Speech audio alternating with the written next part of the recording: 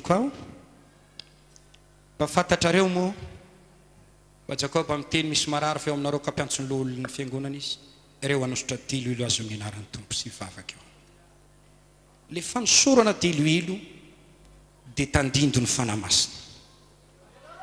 Halleluja. Tsika tsy anositra diloilo ara-baky teny fa hivavaka isika mba hidina aminao ny fanamasina. Fa le osotry ny fanamasina tao amin'i Jesosy dia natonga ny herin'ny tompo mba nanana ny hery any asitrana dia rehefa midiny eo aminao zay fanamasina zay dia ho sitrana ianao. Teo amin'ny fiangonana anankiray dia nisy vehivavy, nisy lehilahy anankiray izay nanana aretina tao anatin'ny fony.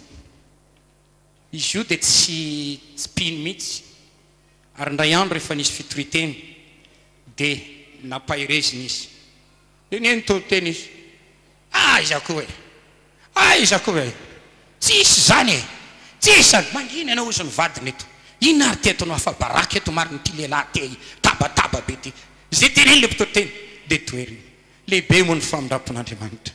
Fa rehefa natao ny vavaka nangatahana amin'ny fanamasina ny asa dia nidiny dia nanomboka nilatsaka tamin'le rangany fanamasina,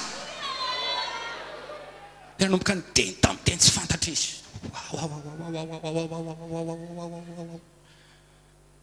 Dia nagogofokotra ny tenany manontolo dia niaraka tamin'izay nitsahatra ny fanaitainana. Dia la izy niazakazaka teny aloha, sitrana sitrana sitrana sitrana sitrana, halleluja. Dia raha Andriamanitra ny amin'izany hivavaka isika dia latsaka aminao ny fanamasina, lay fanamaha velona, lay fanamaha sitrana. Dia raha Andriamanitra ny amin'izany tsy misy tsy hain'Andriamanitra tao.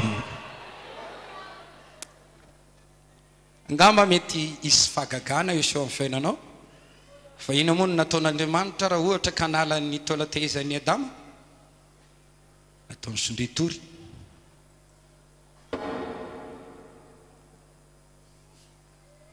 Dia nisoro ny taolatehizany.